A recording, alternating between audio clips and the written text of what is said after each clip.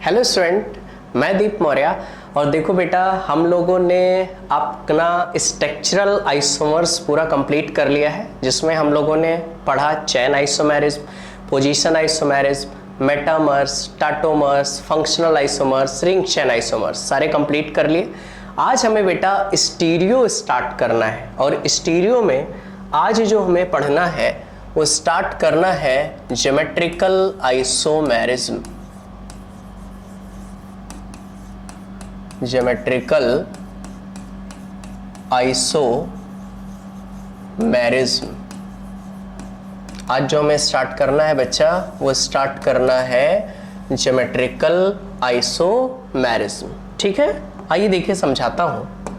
अगर मैं बात करूं ज्योमेट्रिकल आइसोमेरिज्म की, तो जो ज्योमेट्रिकल आइसोमेरिज्म होता है वो बेटा अराउंड हो सकता है carbon double bond carbon, carbon double bond carbon के अराउंड हो सकता है, कार्बन डबल बॉन्ड नाइट्रोजन के अराउंड हो सकता है, और अगला बच्चा नाइट्रोजन डबल बॉन्ड नाइट्रोजन के अराउंड हो सकता है। अब देखो यार, अगर मैं बात करूं बेटा कार्बन कार्बन सिंगल बॉन्ड, इधर हमारे पास कार्बन, इधर भी कार्बन, अगर कार्बन कार्बन सिंगल बॉन्ड है तो बताओ क्या सिंगल बॉन्ड के अराउंड रोटेशन कैसा होता है? फ्री।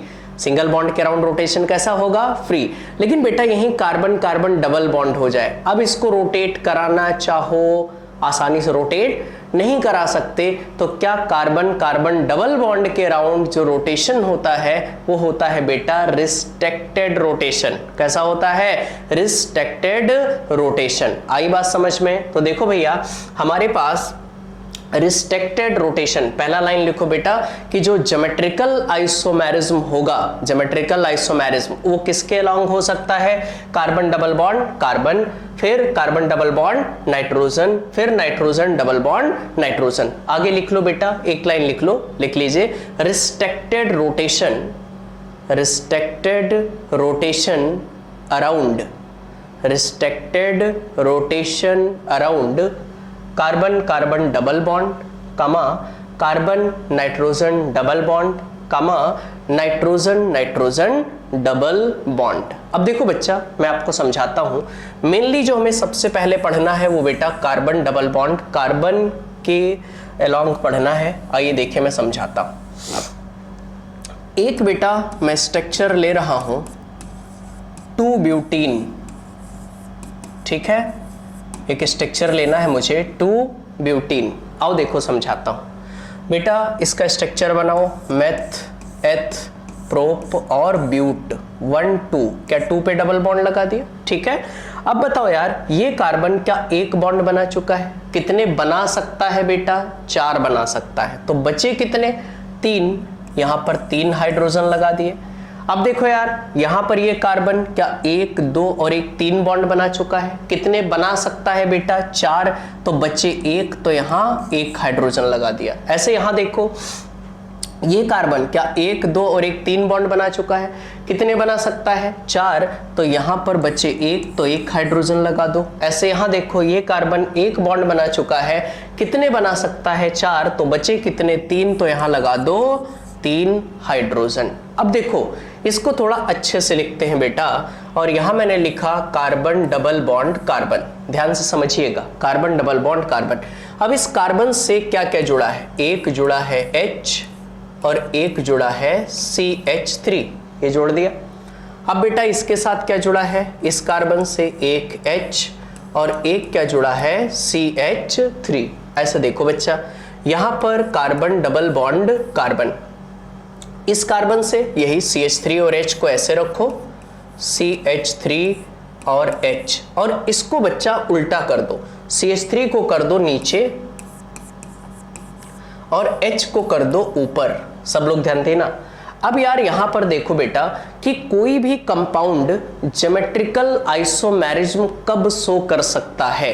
अगर हम उसकी कंडीशन की बात करें तो बेटा सबसे पहला मैंने बताया कि हमारे पास क्या क्या चीजें होनी चाहिए। Carbon double bond carbon, carbon double bond nitrogen हो सकता है, या फिर नाइट्रोजन डबल बॉन्ड नाइट्रोजन हो सकता है। तो देखो भैया, कंडीशन जो हमारे पास है कार्बन डबल बॉन्ड कार्बन की, तो यहां मान लिया ए ग्रुप लगा है, यहां पर बी ग्रुप लगा है, यहां पर ए ग्रुप लगा है, यहां पर बी ग्रुप लगा है, तो बेटा कंडीशन ये है कि ये ग्रुप और बी ग्रुप या यहां पर ए ग्रुप और बी ग्रुप कभी भी आपस में बराबर नहीं होने चाहिए। अगर ए और बी आपस में बराबर हैं तो वो ज्योमेट्रिकल आइसोमेरिज्म शो बेटा नहीं करेगा। और अगर हमारे पास ए और बी अलग अलग, ए और बी अलग अलग, तो वो कंपाउंड हमारा क्या शो करेगा, ज्योमेट्रिकल आइसोमेरिज्म। इतनी बात समझ आ रही है। अब देखो बेटा, मैंने एग्जांपल लिया है 2-ब्यूटीन। अब बताओ, इसके दो स्ट्रक्चर बना दिए। अब बताओ ए की जगह क्या है, CH3, वेरी गुड। बी की जगह क्या है, H। ए की जगह क्या है, CH3, बी की जगह क्या है, H। पहले ए और बी अलग अलग, ए और बी अलग अलग, तो क्या लिखोगे, A does not equal to B. A और बी बराबर नहीं है। यहां देखो बेटा, ए और बी, यहां पर ए और बी बराबर नहीं है, A does not equal to B. तो बताओ क्या ये दोनों ज्योमेट्रिकल आइसोमेरिज्म शो कर रहे हैं या नहीं कर रहे हैं। एकदम क्लियर बेटा। अब देखो भैया, मैंने क्या बोला, carbon double bond carbon, carbon double bond carbon, A और बी, ए और बी, ए और बी, ए और बी कभी भी आपस में बराबर नहीं होने चाहिए, तभी ये कंपाउंड क्या शो करेगा, ज्योमेट्रिकल आइसोमेरिज्म। मुझे लगता है इतनी बात एकदम क्लियर होगी। अब देखो बेटा, इसमें एक इंपॉर्टेंट चीज, इन दोनों को अगर देखो तो जरा काउंट करो, 1 2 3 और 4 कार्बन, 3 3 6 और 2 8 हाइड्रोजन। यहां देखो 1 2 3 और 4 कार्बन, 3 3 6 और 2 8 हाइड्रोजन। क्या बेटा दोनों का मॉलिक्यूलर फार्मूला क्या है, सेम। दोनों का मॉलिक्यूलर फार्मूला क्या है बच्चा, सेम। क्या इसमें भी कार्बन हाइड्रोजन है, इसमें भी कार्बन हाइड्रोजन है, क्या दोनों ऑर्गेनिक कंपाउंड है, दोनों क्या है बेटा, ऑर्गेनिक कंपाउंड। तो भैया दोनों ऑर्गेनिक कंपाउंड है, दोनों का मॉलिक्यूलर फार्मूला भी क्या है बच्चा, सेम। तो यहां से आप बोल सकते हो डिफरेंस किसका है, क्या इनके अरेंजमेंट ऑफ एटम या फिर ग्रुप ऑफ एटम। देखो बेटा, इधर CH3H साथ साथ में, लेकिन क्या यहां अपोजिट हो गए, इधर ऊपर क्या है CH3, नीचे H, यहां ऊपर क्या चला गया H और नीचे क्या चला गया CH3। तो ये है एटम और ये क्या है, ग्रुप ऑफ एटम। तो आप बोल सकते हो 2 या 2 से अधिक, क्या बोलोगे बेटा, 2 या 2 से अधिक ऐसे ऑर्गेनिक कंपाउंड। ध्यान से समझो, 2 या 2 से अधिक ऐसे ऑर्गेनिक कंपाउंड जिनका मॉलिक्यूलर फार्मूला क्या हो, सेम हो। ध्यान से समझना, 2 या 2 से अधिक ऐसे ऑर्गेनिक कंपाउंड जिनका मॉलिक्यूलर फार्मूला सेम हो, लेकिन उनके एटम या फिर ग्रुप ऑफ एटम, क्या बोलोगे बच्चा, एटम या फिर ग्रुप ऑफ एटम के अरेंजमेंट में डिफरेंस हो, कहलाते हैं ज्योमेट्रिकल आइसोमर्स। और पूरी फिनोमिना क्या कहलाती है, ज्योमेट्रिकल आइसोमेरिज्म। लास्ट टाइम फिर से रिपीट कर रहा हूं, मैंने बोला 2 या 2 से अधिक ऐसे ऑर्गेनिक कंपाउंड जिनका मॉलिक्यूलर फार्मूला सेम हो। जितने कार्बन हाइड्रोजन ऑक्सीजन इसमें है, उतने कार्बन हाइड्रोजन ऑक्सीजन नहीं, उतने कार्बन हाइड्रोजन इसमें, उतने ही कार्बन हाइड्रोजन इसमें। तो आप क्या बोलोगे, 2 या 2 से अधिक ऐसे ऑर्गेनिक कंपाउंड जिनका मॉलिक्यूलर फार्मूला क्या हो बच्चा, सेम हो, उनका मॉलिक्यूलर फार्मूला सेम हो, लेकिन उनके ज्योमेट्रिकल अरेंजमेंट में क्या हो, डिफरेंस हो, कहलाते हैं बेटा ज्योमेट्रिकल आइसोमर्स। और पूरी फिनोमेना हमारी क्या कहलाती है, ज्योमेट्रिकल आइसोमेरिज्म। तो लिखो बच्चा, आइए देखिए, लिखिए, when 2 or more, when 2 or more organic compound, when 2 or more organic compound having, when 2 or more organic compound having same molecular formula, having same molecular formula but different in their, but different in their geometrical arrangement, but different in their geometrical arrangement of atom geometrical arrangement of atom और group of atom, group of atom, geometrical arrangement of atom और group of atom called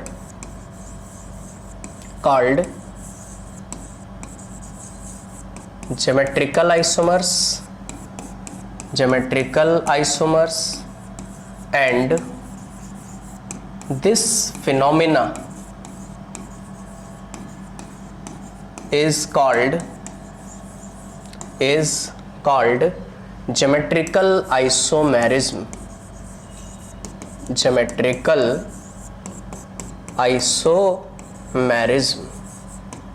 ठीक है। आई बात समझ में? मैंने क्या बोला, दो या दो से अधिक ऐसे ऑर्गेनिक कंपाउंड जिनका मॉलिक्यूलर फार्मूला सेम हो लेकिन उनके एटम या फिर ग्रुप ऑफ एटम के अरेंजमेंट में डिफरेंस हो कहलाते हैं बेटा ज्योमेट्रिकल आइसोमर्स। और पूरी घटना हमारी क्या कहलाती है, ज्योमेट्रिकल आइसोमेरिज्म। पूरी घटना क्या कहलाती है, ज्योमेट्रिकल आइसोमेरिज्म। ठीक है, ओके। अब देखो बेटा, उसके नीचे आप ये कंडीशन पहले कॉपी करो कि कार्बन डबल बॉन्ड कार्बन हो या फिर इनमें से कोई भी हो, ए और बी आपस में बराबर नहीं होने चाहिए। डेफिनेशन के बाद ये लिख लीजिए। उसके बाद एग्जाम्पल में लिखिए 2 ब्यूटीन, और 2 ब्यूटीन में देखो ए और बी अलग अलग, ए बी अलग अलग, ए और बी अलग अलग। ओके बेटा, अब आइए देखिए बच्चा, जो हमने ये कंडीशन लिखा, डेफिनेशन लिख दिया। अब अगर हम बात करें इसी 2 ब्यूटीन में, तो देखो यार, मैंने लिखा था कार्बन डबल बॉन्ड कार्बन, यहां पर बेटा CH3 था और यहां पर H, यहां पर था CH3 और यहां पर था H। बात को समझना, यहां पर कार्बन डबल बॉन्ड कार्बन, यहां पर था CH3 और यहां पर था H, यहां पर H और यहां पर CH3। थोड़ा सा ध्यान दीजिए बेटा, ये वही 2 ब्यूटीन है। क्या यहां CH3 साथ में है? अगर साथ में है तो इसको आप बोलोगे सिस आइसोमर। क्या बोलोगे बच्चा? Cis isomer. यहां पर CH3 और CH3 अगर एक दूसरे के अपोजिट हैं तो इसे आप बोलोगे ट्रांस आइसोमर्स। तो एक क्या है अपने पास, सिस आइसोमर, और एक क्या बोलोगे, ट्रांस आइसोमर। अगर बेटा ये साथ में है तो क्या बोलोगे, सिस आइसोमर। एक दूसरे के अपोजिट है तो इन्हें आप क्या बोलोगे, ट्रांस आइसोमर्स। ठीक है। अगर मैं बात करूं बेटा यहां पर, तो जो हमारे पास ट्रांस आइसोमर या ट्रांस 2 ब्यूटीन होता है, ये होता है बेटा नॉन पोलर। ये कैसा होता है, नॉन पोलर।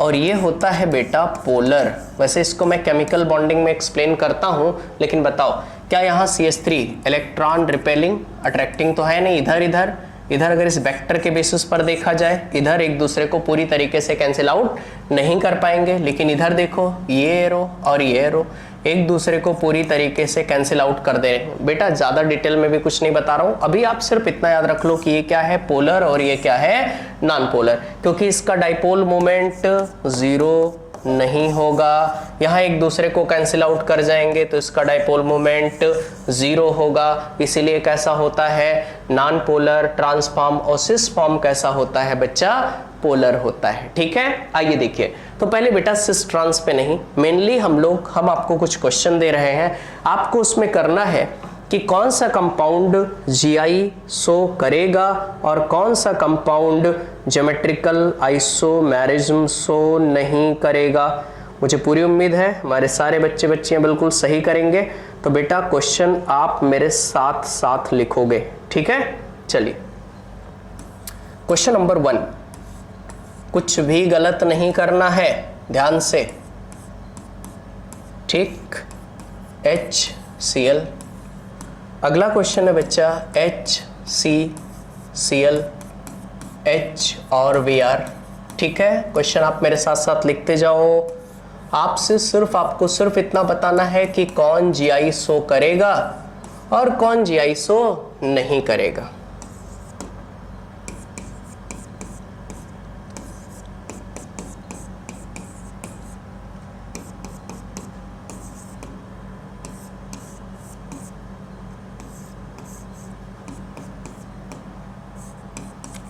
ये हो गया भैया। अगला बेटा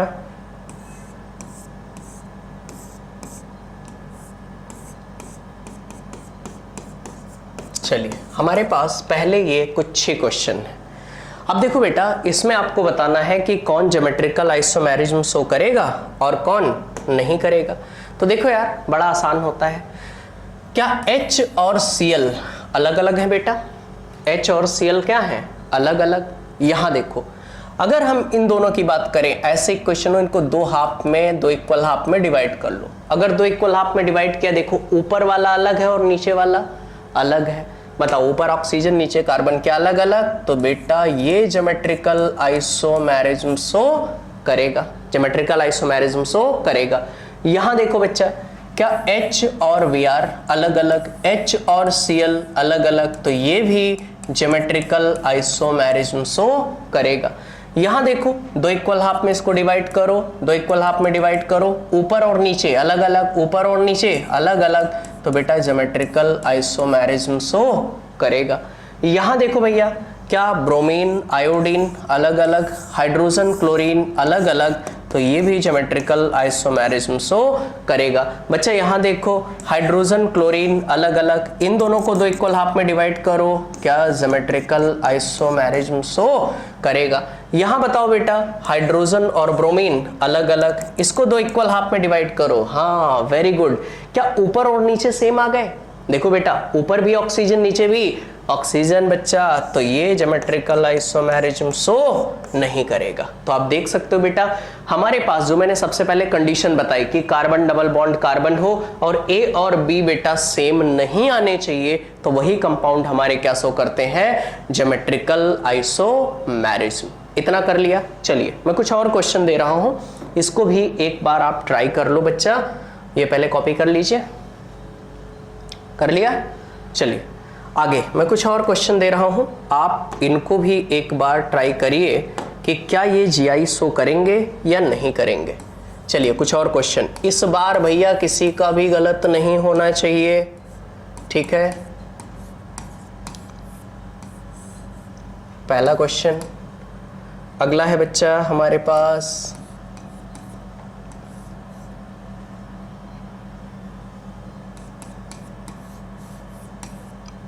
ठीक, ओके। तीसरा क्वेश्चन है बेटा हमारे पास, देखो यार, इतने सारे क्वेश्चन याद रख पाना बेटा पॉसिबल नहीं है, इसीलिए मैं इसको देख के लिख रहा हूं, कितने सारे क्वेश्चन मैं याद रखूंगा, ठीक है। अगला,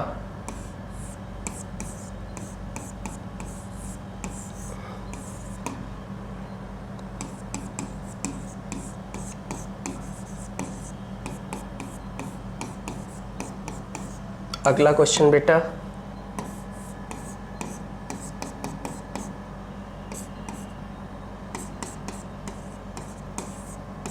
ठीक। अब आपको बताना है कि इन 6 में कौन ज्योमेट्रिकल आइसोमेरिज्म शो करेगा और कौन ज्योमेट्रिकल आइसोमेरिज्म शो नहीं करेगा, ठीक है। देखो बेटा, अगर हम यहां की बात करें, क्या इसको दो इक्वल हाफ में डिवाइड करो, दो इक्वल हाफ में डिवाइड करो, क्या A और B अलग अलग, A और B अलग अलग, तो बेटा ज्योमेट्रिकल आइसोमेरिज्म शो करेगा। यहां देखो बेटा, दो इक्वल हाफ में डिवाइड करो, ऊपर और नीचे अलग अलग, लेकिन बच्चा यहां देखो, क्या दोनों सेम आ गए? बोलो यार, हाँ वेरी गुड। अगर दोनों सेम आ गए तो बेटा ये ज्योमेट्रिकल आइसोमेरिज्म शो नहीं करेगा। यहां देखो, क्या हाइड्रोजन और ब्रोमीन क्या है बेटा? हाइड्रोजन और ब्रोमीन अलग अलग। यहां देखो, दो इक्वल हाफ में डिवाइड करो, दो इक्वल हाफ में आपने क्या कर दिया? डिवाइड कर दिया। अब भैया दो इक्वल हाफ में डिवाइड कर दिया, क्या ऊपर नीचे सेम? तो बेटा ज्योमेट्रिकल आइसोमेरिज्म शो नहीं करेगा, ज्योमेट्रिकल आइसोमेरिज्म शो नहीं करेगा। ऐसे यहां देखो बेटा, इसको अगर दो इक्वल हाफ में डिवाइड करो, इसको दो इक्वल हाफ में डिवाइड करो, इधर तो बेटा ऊपर और नीचे अलग अलग, लेकिन यहां और यहां क्या दोनों सेम आ रहे हैं? तो ये भी ज्योमेट्रिकल आइसोमेरिज्म शो नहीं करेगा। आगे देखो बच्चा, H और D अलग अलग। अब यहां देखो, CH3 हो गया मेथाइल, इसको क्या बोलते हो? मेथाइल। और क्या Me का मतलब भी क्या है? मेथाइल। क्या दोनों सेम हो गए? अगर सेम हो गए तो ये भी बेटा ज्योमेट्रिकल आइसोमेरिज्म शो नहीं करेगा। ऐसे यहां देखो, लोन पेयर को एक ग्रुप मानो OH, ये दोनों अलग अलग, लेकिन देखो एक कार्बन मेथाइल, दो कार्बन एथाइल, क्या बच्चा इसका मतलब C2H5 है? और C2H5 को क्या बोलते हो आप? C2H5 को बोलते हो एथाइल, और ET को भी क्या बोलते हो? एथाइल। तो बेटा अगर दोनों सेम आ रहे हैं तो बच्चा ज्योमेट्रिकल आइसोमेरिज्म शो नहीं करेगा। तो पहला टाइप ऑफ क्वेश्चन जो आपसे पूछा जा सकता है कि कौन से कंपाउंड हमारे ज्योमेट्रिकल आइसोमेरिज्म शो करेंगे और कौन नहीं करेंगे, तो आप बेटा आसानी से बता सकते हो, उसके डेफिनेशन बता सकते हो, और आप बोल सकते हो, लास्ट टाइम रिपीट कर रहा हूं, कि 2 या 2 से अधिक ऐसे ऑर्गेनिक कंपाउंड जिनका मॉलिक्यूलर फॉर्मूला सेम हो, लेकिन बेटा ज्योमेट्रिकल अरेंजमेंट में, उनके ज्योमेट्रिकल अरेंजमेंट में चाहे एटम हो या ग्रुप ऑफ एटम हो, अगर डिफरेंस आ रहा है तो वो कंपाउंड क्या शो करेगा? ज्योमेट्रिकल आइसोमर्स, और पूरी फिनोमिना क्या कहलाएगी? Geometrical isomerism. पक्का बच्चा? चलिए आइए देखिए बेटा, अगर आपने ये सीख लिया कि कौन सा कंपाउंड ज्योमेट्रिकल आइसोमर शो करता है और कौन नहीं करता है, तो अगला हेडिंग डालो बेटा, सिस ट्रांस आइसोमेरिज्म। हेडिंग डालिए, cis trans isomerism. Cis trans isomerism.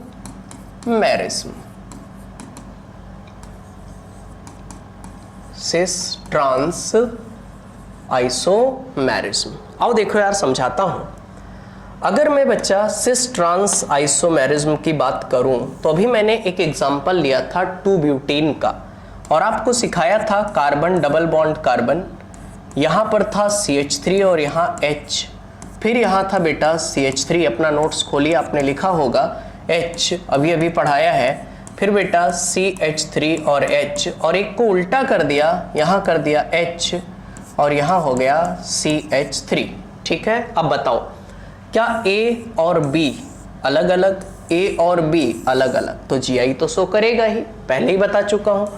A और B अलग अलग, A और B अलग अलग, तो GI शो करेगा। अब बच्चा देखो, CH3 क्या साथ में है? अगर साथ में है तो इसको आप बोलोगे सिस। क्या बोलोगे? सिस। अगर अपोजिट है तो इन्हें आप क्या बोलोगे बच्चा? ट्रांस। बताओ, क्या सिस और ट्रांस पहचानने में तो कोई दिक्कत नहीं है भैया? A और B देखो, अगर यहाँ पे सेम ग्रुप साथ में है, सिस, सेम ग्रुप अपोजिट है, तो क्या बोलोगे?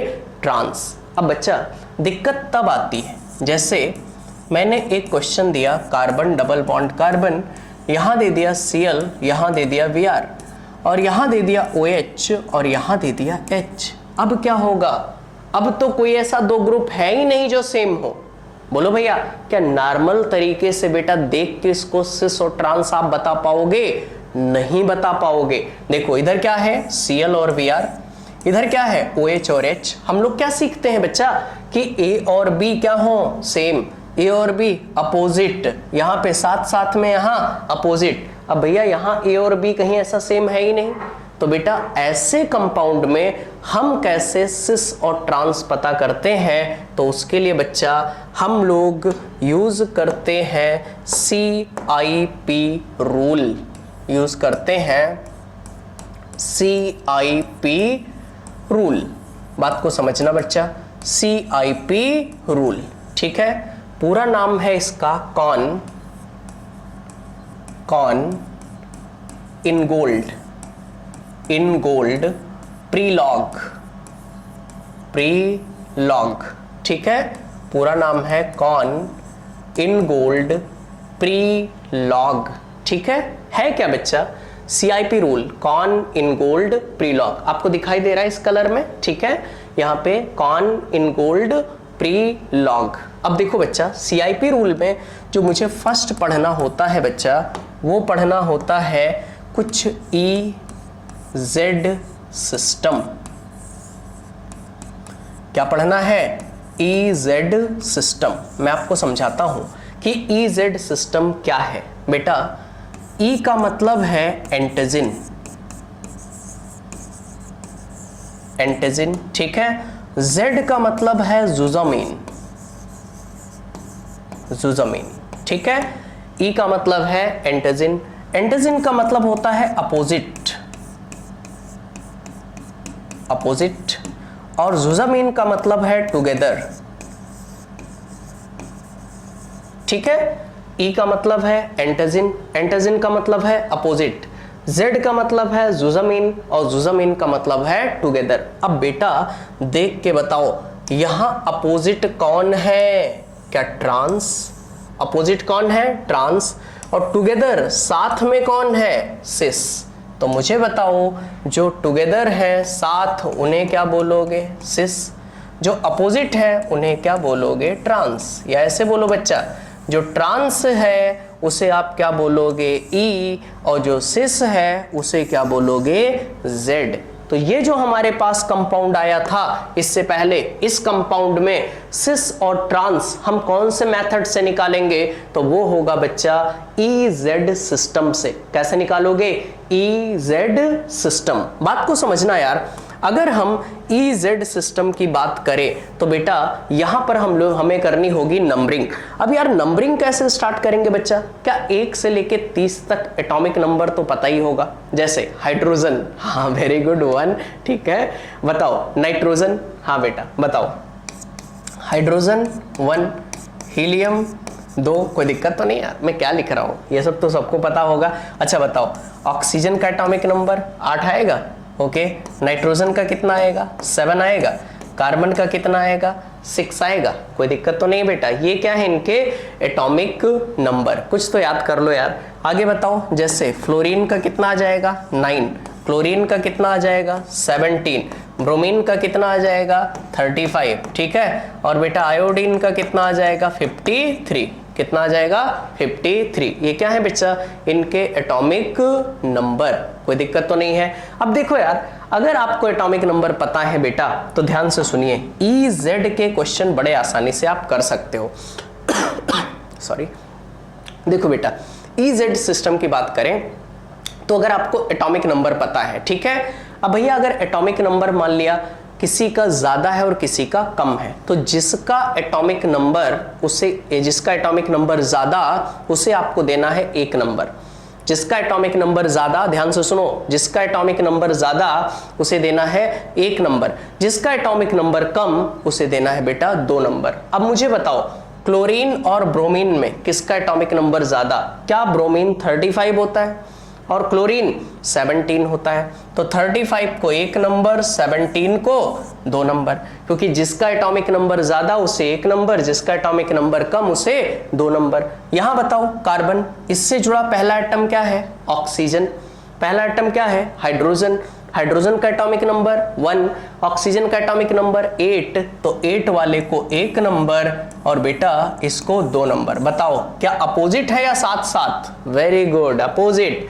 अगर बच्चा अपोजिट है तो क्या बोलोगे ट्रांस, और ट्रांस का मतलब ई, तो यहां पर चाहे ट्रांस लिखो या फिर आप बोलोगे ई आइसोमर, क्या बोलोगे ई आइसोमर्स, कोई दिक्कत तो नहीं। जिसका एटॉमिक नंबर ज्यादा, लास्ट टाइम फिर से समझा रहा हूं, ब्रोमीन 35, क्लोरीन 17, तो 35 को 1 नंबर, 17 को 2 नंबर। यहां देखो ऑक्सीजन 8, हाइड्रोजन 1, तो इसको 1 नंबर, इसको 2 नंबर। अगर बेटा एक दूसरे के अपोजिट है तो क्या बोलोगे एंटाजिन, एंटाजिन का मतलब होता है opposite.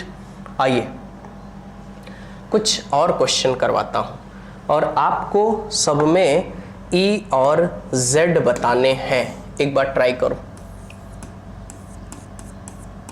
Cl, Vr, NH2, OH, question try करना बच्चा। Carbon double bond carbon, COOH, यहाँ पर CH3, यहाँ पर OH और यहाँ पर Cl। अगला यहाँ पर Cl, Vr और फ्लोरीन और आयोडीन, ठीक है। अगला कार्बन डबल बॉन्ड कार्बन, यहाँ पर NO2, यहाँ पर OH, यहाँ पर COOH और यहाँ पर Vr। अगला बच्चा कार्बन डबल बॉन्ड कार्बन, यहाँ पर ऑक्सीजन, यहाँ पर नाइट्रोजन, ठीक है।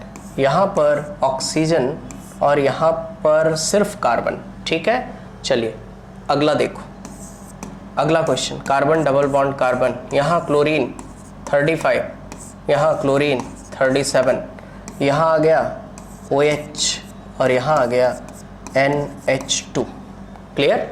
चलो बच्चा, अब इन सब में आपको EZ सिस्टम बताना है कि कौन हमारा सिस है, कौन ट्रांस, या फिर बच्चा कौन E है और कौन Z आइसोमर, कौन E आइसोमर शो करेगा और कौन Z आइसोमर शो करेगा। आइए देखिए समझाता हूं। जैसे बच्चा, इस कार्बन से पहला एटम क्या जुड़ा है? वेरी गुड, क्या जुड़ा है? ब्रोमीन। इस कार्बन से पहला एटम क्या जुड़ा है? क्लोरीन। इससे पहला एटम जुड़ा है ब्रोमीन, इससे पहला एटम जुड़ा है क्लोरीन। बेटा ब्रोमीन होता है 35, क्लोरीन होता है 17, तो 35 को 1 नंबर, 17 को 2 नंबर। ऐसे यहां देखो, इससे first atom oxygen, first atom nitrogen, तो नाइट्रोजन का एटॉमिक नंबर 7, ऑक्सीजन का 8, तो 8 को 1 नंबर और 7 को 2 नंबर। क्या साथ साथ में है? तो सीधे बोलोगे जुजामीन, मतलब Z। अगर साथ साथ में है तो क्या बोलोगे बेटा? Z isomer. ऐसे यहां देखो, इस कार्बन से फर्स्ट एटम क्या जुड़ा है बच्चा? ऑक्सीजन। इस कार्बन से फर्स्ट एटम क्या जुड़ा है? क्लोरीन। अब बताओ, ऑक्सीजन का एटॉमिक नंबर 8, क्लोरीन का कितना होगा? 35, तो 35 को 1 नंबर, 8 को 2 नंबर। इस कार्बन से first atom carbon, first atom carbon. यहां कुछ लोगों को दिक्कत आई होगी कि सर यहां तो एटम सेम हो गए। अरे कोई प्रॉब्लम नहीं यार, अगर पहला एटम सेम है तो उसको कर दो कैंसिल। लीजिए, पहला एटम अगर सेम है तो उसको क्या कर दिया? कैंसिल। अगले एटम पे चले जाओ। अगला एटम क्या है?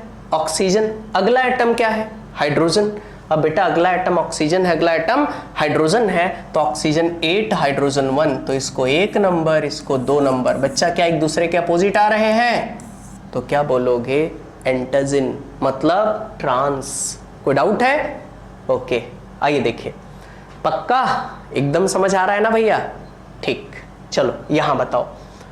इस कार्बन की बात करें, पहला एटम क्लोरीन, पहला एटम ब्रोमीन। अब तो बेटा गांव के बच्चे को पता हो गया कि क्लोरीन का एटॉमिक नंबर 17, ब्रोमीन का 35। बताओ क्या इसको 1 नंबर, इसको 2 नंबर। Fluorine 9, iodine 53। अब बताओ 53 ज्यादा है, 1 नंबर, इसको 2 नंबर। क्या बेटा साथ साथ में है? तो क्या बोलोगे? Z isomer. साथ साथ में है तो क्या बोलोगे? Z isomers. आइए यहां बताओ, इस कार्बन से पहला एटम क्या है? नाइट्रोजन। इस कार्बन से पहला एटम नाइट्रोजन, पहला एटम ऑक्सीजन। क्या नाइट्रोजन 7, ऑक्सीजन 8, तो 8 वाले को 1 नंबर, 7 वाले को 2 नंबर। सब लोग ध्यान देना, कार्बन के first atom oxygen, first atom nitrogen. तो बताओ oxygen atomic number 8, nitrogen atomic number 7, तो बेटा इसको 1 नंबर, इसको 2 नंबर। यहां जाओ, कार्बन है पहला एटम ब्रोमीन है, ब्रोमीन आ गया 35, कार्बन आ गया 6, तो 35 को 1 नंबर, 6 को 2 नंबर। बताओ क्या साथ साथ में है? साथ साथ में है तो क्या बोलोगे? Z। साथ साथ में है तो क्या बोलोगे बच्चा? Z isomer. आइए यहां देखिए, इस कार्बन से पहला एटम क्या है? ऑक्सीजन। पहला एटम क्या है? नाइट्रोजन। क्या ऑक्सीजन का एटॉमिक नंबर कितना है? 8, नाइट्रोजन का 7। इस कार्बन से पहला एटम ऑक्सीजन, पहला एटम कार्बन। अब बताओ ऑक्सीजन है 8, कार्बन है 6, तो क्या 8 को 1 नंबर और 6 को 2 नंबर। ऐसे इधर देखो, इससे पहला एटम क्या है? ऑक्सीजन, पहला एटम क्या है? नाइट्रोजन। क्या ऑक्सीजन का एटॉमिक नंबर 8 और नाइट्रोजन का 7, तो बेटा 8 को 1 नंबर, 7 को 2 नंबर। बताओ क्या साथ साथ में है? वेरी गुड बेटा, तो इन्हें क्या बोलोगे? Z isomer. अगर साथ साथ में है तो क्या बोलोगे बच्चा? Z isomer. आइए यहां देखो, इस कार्बन से पहला एटम क्लोरीन, क्लोरीन। अब क्या होगा? एटॉमिक नंबर सबका क्या आ गया? सेम। अगर एटॉमिक नंबर सेम आ गया बच्चा तो देखते हैं एटॉमिक मास। इसका कितना है? 35, इसका कितना है?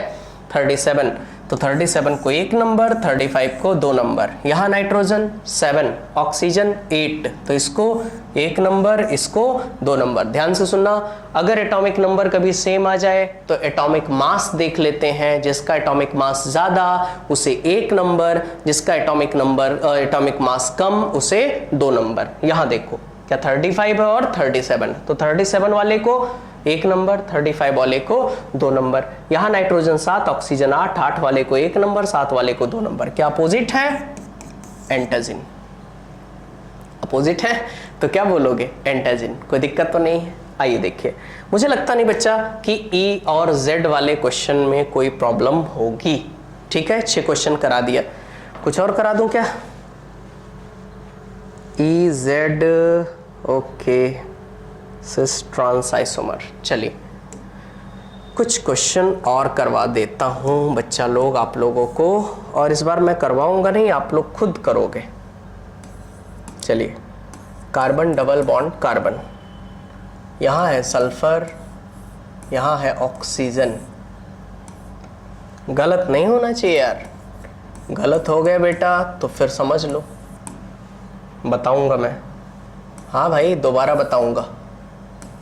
आइए देखिए,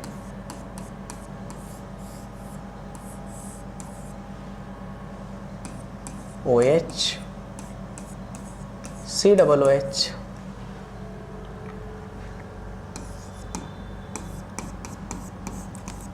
CH डबल बॉन्ड CH2। हाँ ये डबल बॉन्ड और ट्रिपल बॉन्ड वाले क्वेश्चन एक और कर लो। H और CH3। अगला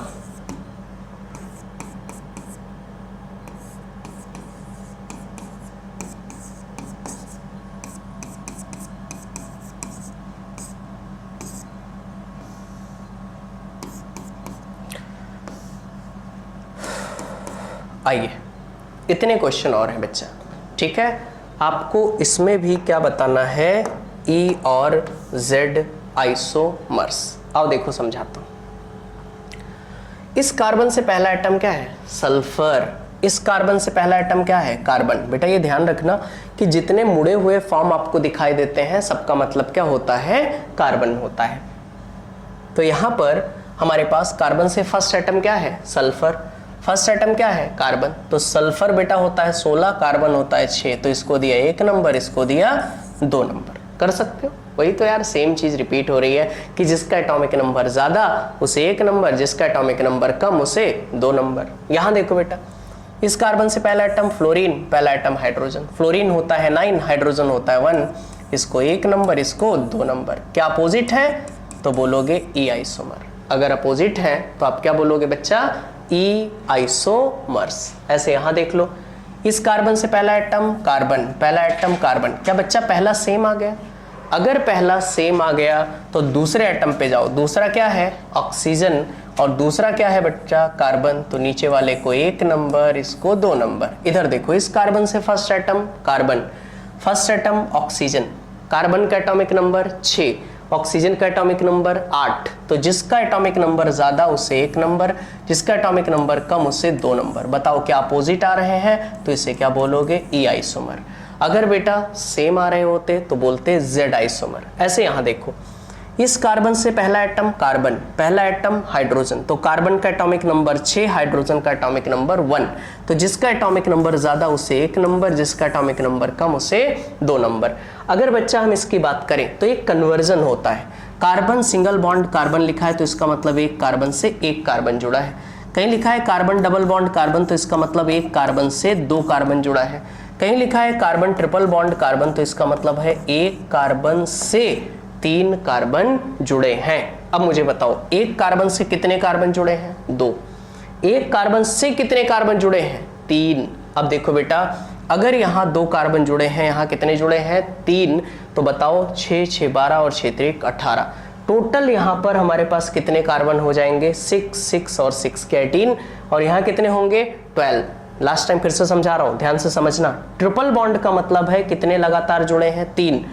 एक कार्बन से डबल मतलब 2 जुड़े हैं, 2 जुड़े हैं तो 6 और 6 12, 3 है, ट्रिपल बॉन्ड है तो 3 जुड़े हैं तो 18। मतलब इसका एटॉमिक नंबर ज्यादा तो इसे 1 नंबर, इसे 2 नंबर। बताओ क्या फिर साथ साथ में है? तो बोलोगे बेटा Z। ऐसे लास्ट टाइम यहां देखिए, यहां पर पहला एटम है कार्बन, पहला एटम है ऑक्सीजन। एटॉमिक नंबर ऑक्सीजन का होता है 8, कार्बन का होता है 6। तो जिसका एटॉमिक नंबर ज्यादा उसे 1 नंबर, जिसका कम उसे 2 नंबर। यहां देखो, फ्लोरीन होता है 9, नाइट्रोजन होता है 7। तो 9 वाले को 1 नंबर, 7 वाले को 2 नंबर। क्या साथ साथ में है? अगर साथ साथ में है तो क्या बोलोगे बेटा? Z isomers. तो आज मैंने आपको क्या बताया?